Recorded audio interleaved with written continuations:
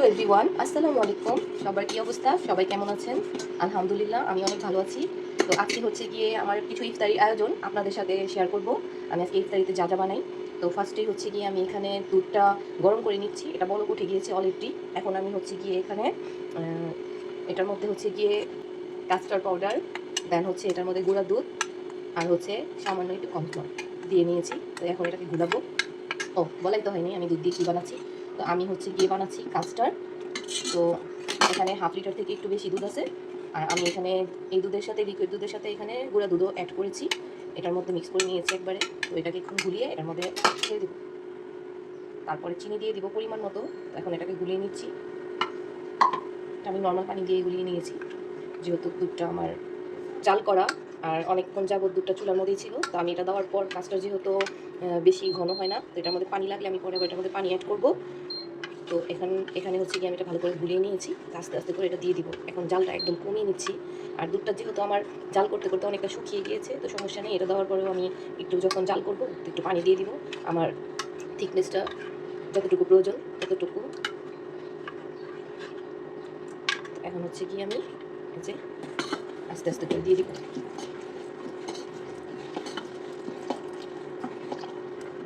অনেকটাই ঘন হয়ে গিয়েছে দেখতে পাচ্ছেন। তো আমি এরকম ঘন রাখবো না, কাজটা ঘন খাওয়া যায়ও না। আর এক একজনের রান্না এক এক রকম, এক একজনে এক এক রকমভাবে কাজটাটা বানায়। আমি একদমই সিম্পল ওয়েতে রান্না করতেছি।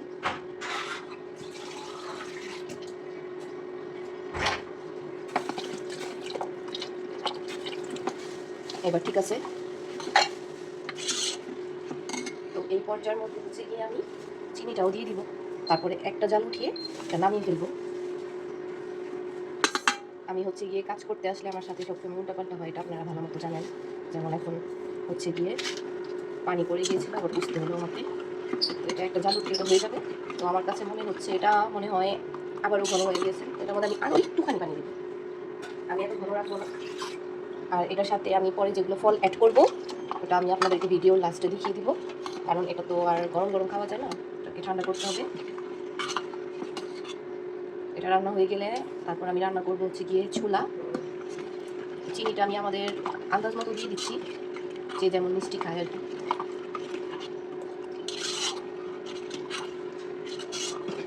এটাকে আমি এই যে একটা বলক উঠিয়ে এখন রুম টেম্পারেচারের মধ্যে এইভাবে রেখে দিব।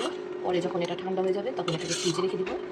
তারপর বের করে যখন আমরা এটাকে পরিবেশন করব তখন সব কিছু ফল মিক্স করে আপনাদের সাথে শেয়ার করব। আমি এখন একে একে করে যেগুলো যেগুলো রান্না করবো সব কিছুই দেখাবো। আজকের ইফতারির মধ্যে আমার হচ্ছে গিয়ে থাকছে এটা হচ্ছে গিয়ে, তো এখন হচ্ছে গিয়ে এই কাস্টার্ডটা আমি রান্না করে তারপরে আমি যা যা রান্না করবো বলতেছি। ছোলা রান্না করব, তারপর হচ্ছে গিয়ে পনিরের পাকোড়া বানাবো, আর কয়েকটা দু ভাজা বানিয়ে নেবো। তো আজকের ইফতারি আমার এই অল্প কয়টাই। গাইস, একা হাতে এত কিছু আয়োজন করা যায় না।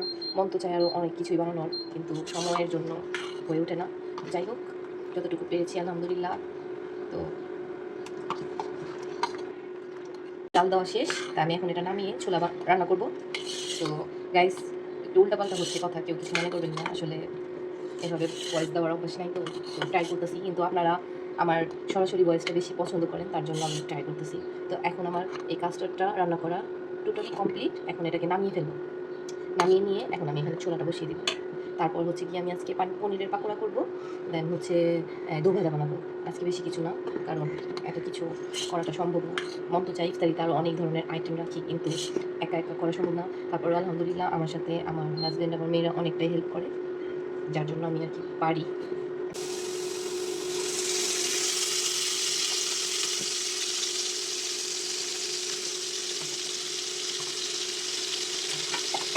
তো এখন হচ্ছে গিয়ে দেখতে পাচ্ছেন আপনারা, আমি এখানে দিয়ে দিয়েছি ফুলকপি আর একটা শুকনো মরিচ করে দিয়েছি। এটাতে আমি শুকনো মরিচও দিই, কাঁচা মরিচও করে দিই, এখন দিব লবণ। এখন দিচ্ছি লবণ, পরে আবার দিব।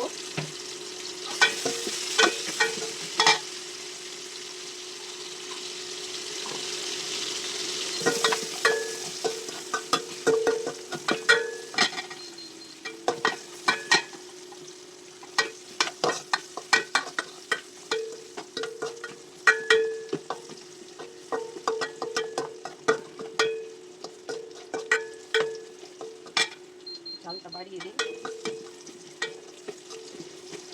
আরও রান্না বান্না আছে বাকি।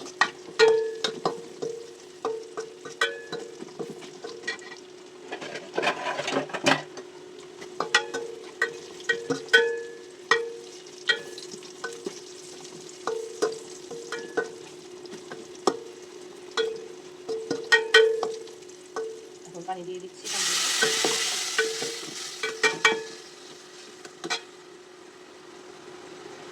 এখানে কিছু কাঁচামরিচ কুচি রেখেছিলাম, বলেছিলাম যে দিব, দিয়েছি। তো এখানে কিছু টমেটো দিয়ে দিচ্ছি। আমি আসলে যেভাবে ছোলাটা বানাই সেভাবে অনেক বেশি মজা হয়, সবাই বলে আর কি। তো আমি সবসময় টমেটো রাখার ট্রাই করি, টমেটোটা দিলেই টকটক হয়। তো গাইস, আমি এটার মধ্যে আরেকটা মজার জিনিস অ্যাড করি, সেটা হচ্ছে কি তেঁতুল। সারাদিন ওটা রাখার পর তেঁতুল খেলে টকটক খেলে আর কি মজাই লাগে। আমি ছোলাটাকে টকটক করেই বানাই, বাচ্চারা বড়রা সবাই আমার হাতের ছোলাটা অনেক বেশি মজা করি। আমি এখন দিয়ে দেবো সামান্য একটু আদা রসুন বাটা,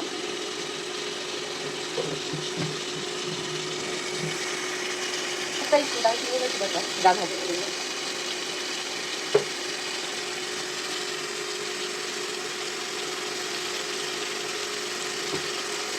একটুখানি হলুদ গুঁড়ো,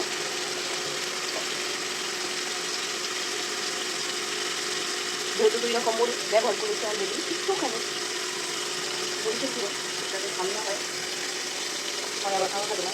আর গাইস, আমরা একটু ঝাল খেতে পারি না। ধনিয়া গুঁড়ো, জিরা গুঁড়ো, একটা মশলা দিয়ে দিলাম।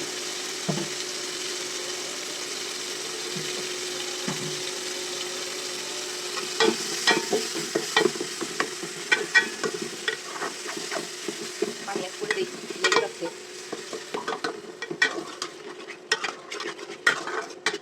এগুলোকে ভালো করে কষিয়ে নিব। ম্যাজিক মশলা দিয়ে দিলাম।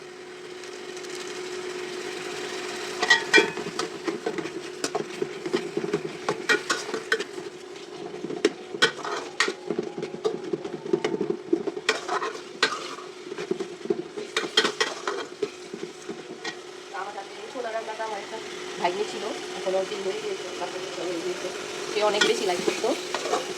তো সে ইফতারের পরে আমার বাসায় চলে আসতো এটা খাওয়ার জন্য সবসময়। আমি জানি উনি, তুমি আমার এই ভিডিও দেখো, মানে আমার ভিডিও দেখো, তুমি এই ভিডিওটা তুমি দেখবা। তো আমি তোমার কথাই বলতেছি, তুমি যদি ভিডিওটা দেখে থাকো তাহলে একটা কমেন্ট করে দিও।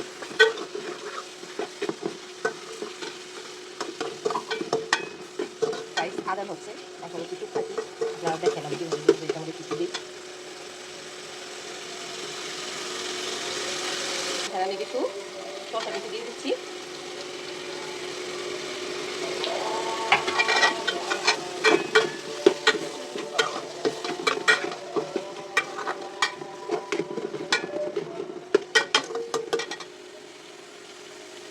গাইস, আমি প্রচুর পরিমাণ মশলা খাই, বলতে গেলে মশলা লাভার।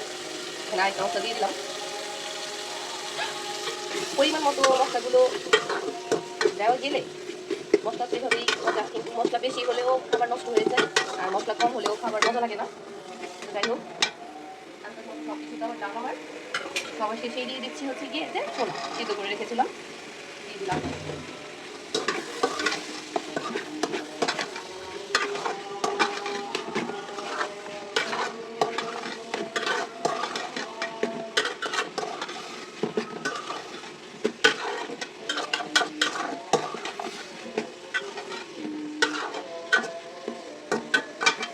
কইলো লেবু নিয়ে আসতে তারপর দামে কি আছে। তো যেটা বলেছিলাম, আমি এখানে আলাদা পানি দিব না, এই যে তেঁতুলে দিব না, তাহলে তেঁতুলের বিচি আবার দাঁতে লাগবে। এই যে এগুলো করে পানিগুলো দিয়ে দিয়েছি। এখন জাস্ট নাড়াচাড়া, গাইস দেখতেই পাচ্ছেন যেটা হয়ে গিয়েছে। আমি এখানে একটু ধনেপাতা কুচি দিয়ে দিই।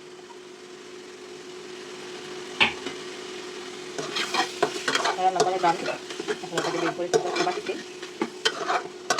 তারপর আবার নেক্সট রান্না দেখাচ্ছি। তো এটার রেসিপি আর কি দেখাবো, আপনারা আমার পেজের মধ্যে অনেকবারই দেখেছেন। জানি দু ভাজা কীভাবে বানাই, তারপরে বলে দিই। এখানে আছে গিয়ে কর্নফ্লাওয়ার, আপনারা চালের গুঁড়াও ইউজ করতে পারবেন। এটা দেওয়ার ফলে হচ্ছে গিয়ে এটা মুচমুচা হয়, এটা নেতিয়ে যায় না। দিয়ে দিয়েছি পেঁয়াজ কুচি, আদা রসুন বাটা, তারপর দালচিনি রুচি বাটা, একটু হলুদের গুঁড়ো। আর আপনারা দেখতেই পাচ্ছেন আমি এটার মধ্যে কোনো কাঁচামরিচের কুচি ইউজ করি নেই, আর গুঁড়ামরিচের গুঁড়াও ইউজ করি নেই। তার কারণ হচ্ছে কি, আমি এই ডালটা যখন ব্লেন্ডার করেছিলাম, এই যে দেখতে পাচ্ছেন যে এখানে আমি কিছু মরিচ ডালের সাথে দিয়ে দিয়েছিলাম, তার জন্য বেশি ঝাল হয়ে যাবে। তো আমি সবসময় আমার শাশুড়ি আম্মুকে দেখেছি এরকম করে ডাল ব্লেন্ডার করায় বা বাটায় মানুষকে দিয়ে, তখন হচ্ছে গিয়ে এরকম করে দিয়ে দেয়, এক্সট্রাভাবে আর মরিচ অ্যাড করতে হয় না। যে ধনিয়া গুঁড়ো, জিরা গুঁড়ো, সেই আমার টেস্ট পাবে মশলা,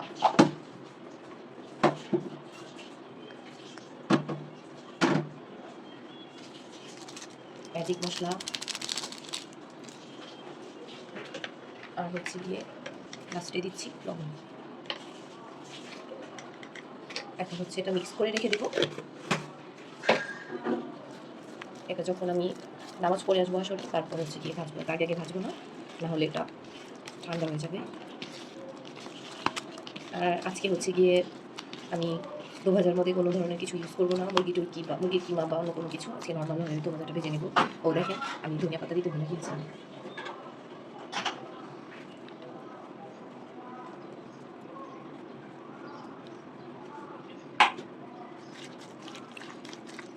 তো এখন এটা পরিপূর্ণ লাগতেছে, শেষ। এখন আবার এটা মিক্স করে রেখে দিব, এটা এক জায়গায়। তারপর এটাকে মিক্স করে পনির কেটে নিব পাকোড়ার জন্য। আর পনিরের জন্য যে আমার বেটারটা প্রয়োজন, কী বলছে সেটাকে বেটারই দেবো, হ্যাঁ ওটা গুলিয়ে রাখাই আছে, সেটার মধ্যে ছেড়ে আর কি বেসন দিয়ে ভাজবো, ওটা গুলানো আছে, ছেড়ে জাস্ট ভেজে নিলেই হবে। তো এখন আমি শুধু পনিরটাকে প্রসেসিং করবো, পনিরটাকে কেটে তো এটার মধ্যে একটু লবণ মিলিয়ে রেখে দেবো যাতে খেতে মজা লাগে। আমার এখন এই যে দো ভাজার ডালটা কমপ্লিট। আর এখানে দেখেন রান্না করতে করতে কতগুলো বের হয়েছে। এখন এগুলো ধুবো, রান্নাঘরটা ক্লিন করে চলে যাবো, জাস্ট এগুলো ভাজা ভাজি করা বাকি থাকবে। এইটুকু বেসনের মধ্যেই হয়ে যাবে। আমি এখন এই যে পনিরটাকে ছোটো ছোটো করে কাটবো।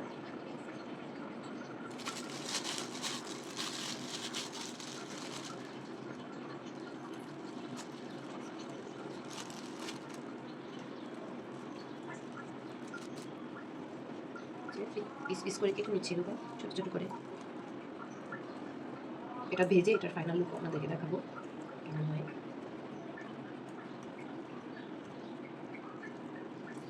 তো অনেকগুলো বানাবো না, যতটুকু প্রয়োজন ততটুকু বানাবো, আর বাকিটুকু রেখে দেবো। কালকে আবার আপনাদেরকে দেখাবো আমার পনিরের সমুচা, বলেন আপনারা গোজা, আমরা বলি গোজা, এটা দেখাবো। তো এগুলো রেখে দেবো কালকের জন্য। আজকে আমার এটুকু দিয়ে এনাফ, অনেকগুলো হবে। এখন এটার মধ্যে হচ্ছে গিয়ে আমি জাস্ট অল্প একটু লবণ, কেউ কেউ আবার এটার মধ্যে একটু মরিচ বাটাও ইউজ করে, কাঁচামরিচ বাটা, কিন্তু এখন আমি আর ওগুলো অ্যাভেলেবেল নাই, ওনার মরিচ বাটার মতো আমার সময়ও নাই। তো আমি এখন এটাকে এভাবেই দিয়ে দিব, এটার মধ্যে এভাবে ছেড়ে দিব, এভাবে ছেড়ে দিব। ভাজার সময় এটাকে চামচের সাহায্যে নিয়ে নিয়ে তেলে ছেড়ে দেবো, তাই হয়ে যাবে। তো এটাও গেল। তো পরে আবার আসতেছি আপনাদের সাথে ভাজার সময়। বলতে বলতে একটা আইটেম বেড়ে গিয়েছে, তো সেটা হচ্ছে এখন নুডলস পাকোড়া খাবে আমার মেয়ে, তো আমি একটু নুডলস সিদ্ধ করে নিয়েছি। তো এটার মধ্যে কী কী মশলা অ্যাড করবো আপনাদেরকে একটু পর দেখাচ্ছি। তো গাইস অবস্থা দেখেন, বাচ্চাদেরকে দিয়ে একটা কাজ হয় না। একটা ডিম পেয়েছিলাম, পুরো পোটলাটাই উঠে নিয়ে আসছে আমার কাছে। দেখেন কাজের সময় এমন করলে কেমনটা লাগে। যাই হোক, এটা একটা নিয়ে নিলাম পাকোড়ার জন্য, বাকিগুলো রেখেছি। তো এখন এই যে নুডলসগুলো দিয়ে দিচ্ছি এখানে, যা যা অ্যাড করবো দেখাচ্ছি সব কিছু, চালের মধ্যে লেগে থেকে যায়। ফার্স্টেই দিব হচ্ছে গিয়ে কর্নফ্লাওয়ার। আমি গাইস থাকতে থাকতে ভুলে যাই সব কিছু। তো যাই হোক, এটা দিয়ে দিচ্ছি হচ্ছে গিয়ে এটা ক্রিসপি হবে তার জন্য। আমি যে কত বড় পাগল, আপনারা আমার ভিডিও দেখলে বুঝবেন, সব কিছু ভুলে যাই। দিয়ে দিচ্ছি লবণ।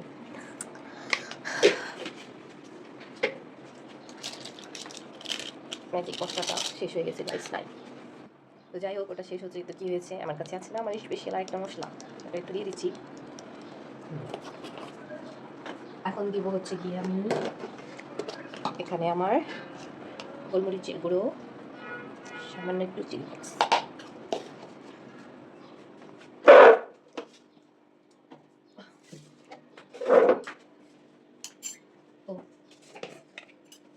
একটুখানি টেস্টিং সল্ট, একটুখানি মরিচের গুঁড়ো দিব, এটা অপশনাল।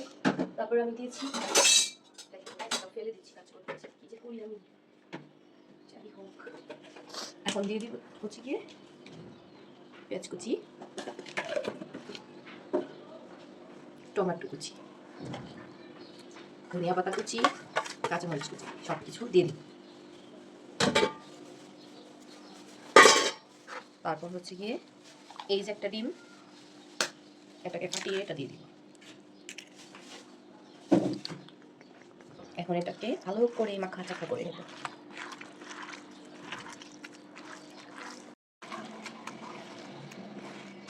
তো এটার মধ্যে হচ্ছে গিয়ে যদি ভেজিটেবলও দেওয়া যায় তাহলে ভালো হয়। তো আমি আজকে শর্টকাটভাবে করে নিচ্ছি। তো এভাবে করলেও খারাপ হয় না, টেস্ট করে দেখতে পারেন আপনারাও, খুব মজা হয়। তো এটা হচ্ছে গিয়ে যখন ভাজবো তখন দেখাবো নিবি আপনাদেরকে এটার ফাইনাল লুক। খেতে খুবই মজা হয়। আর আমার হচ্ছে গিয়ে টমেটোটা অন্য কারণে কাটা হয়েছিল, তো তার জন্য একটু বড় বড় হয়ে গেছে। তো অসুবিধা নেই, গলে যাবে তেলের মধ্যে ছাড়লে। তো এটা যখন ছাড়বে এভাবে এভাবে করে তেলে ছেড়ে দিলে হয়ে যাবে। এখন হচ্ছে এটা রেখে দিই। তো এটা ভাজার সময় আবার দেখাবো আপনাদেরকে। তো আজকের আমার এই আয়োজন ইফতারির তো ফাইনাল লুকগুলো আমি সব কিছু কমপ্লিট হওয়ার পর আবার আপনাদের সাথে শেয়ার করবো। ততক্ষণের জন্য আসছি। গাইস, এই যে দেখেন ফাইনালি আমার পাকোড়া একটা ভাজার ডাল এখানে এই যে ভাজা হচ্ছে। এই যে তারপর হচ্ছে যে দো ভাজার ভাজা কী দেখাবো আপনাদের সাথে, তো সবসময় শেয়ার করি দো ভাজা। আর তারপর হচ্ছে গিয়েছে পনিরের পাকোড়াগুলো ভেজে নেবে। এখন হচ্ছে গিয়ে আমার এটা ঠান্ডা হয়ে গিয়েছে সম্পূর্ণ। তো এখন আমি এটাতে ফলগুলো অ্যাড করে দিচ্ছি। ফার্স্টে দিয়ে দিচ্ছি আপেল। তো দেখেন এগুলো আগে থেকে কেটে রাখার কারণে একটু একটু কালো হয়ে গেছে, সমস্যা নেই, এটার মধ্যে ছেড়ে দিলে ঠিক হয়ে যাবে। আমি চিন্তা করতেছি যে আমার বাটিটা মনে হয় ছোটো হয়ে গেছে নাকি, আল্লাহ জানি, এটাতে আসবে জায়গা না এসে পড়েছে। যাই হোক, এখন দিয়ে দিয়েছি এই যে বেদানাগুলো। তো এটা হচ্ছে কি আমার কাস্টার্ডের ফাইনাল লুক। তো অবশ্যই সবাই কমেন্টস করে জানাবেন যে আমার কাস্টার্ডটা কেমন হয়েছে। দেখেন এখানে যে আমার পনিরের পাকোড়া ভাজা হচ্ছে, এই যে এখন ছাড়বে। সবাই মিলেমিশে কাজ করলে তাড়াতাড়ি। এখানে মাশাল্লাহ সব ইফতারি আছে। তো আমি এখন এই যে শরবতগুলো ঢেলে ফেলবো। আর এটা হচ্ছে গিয়ে আমাদের 6 তলা থেকে দিয়েছে। তো আমি আবার তাদেরকেও একটু ইফতারি দিয়ে আসলাম। কাস্টার্ড বানিয়েছিলাম সেটাও দিয়েছি, আর সবগুলো ইফতারিও দিয়ে আসছি যা যা বানাচ্ছে। শুধু পনিরের পাকোড়াটা চুলার মধ্যে আছে। তো এখন হচ্ছে গিয়ে যে আমার শরবতগুলো ডালা শেষ, একটু পর আজান দিয়ে দিবে। সবগুলো ইফতারি কেমন হয়েছে অবশ্যই কমেন্টস করে জানাবেন। আর সবগুলো ইফতারি একাত্র করে আপনাদেরকে আমি ফাইনাল লুকটা দেখিয়ে দিব। আলহামদুলিল্লাহ, এই যে আজকে আমাদের সব ইফতারি কমপ্লিট, সব কিছু ডান। আজকের মতো ভিডিওটা এখানেই শেষ করলাম। সবাই ভালো থাকবেন, সুস্থ থাকবেন। সবাইকে আল্লাহ হাফেজ, ধন্যবাদ সবাইকে।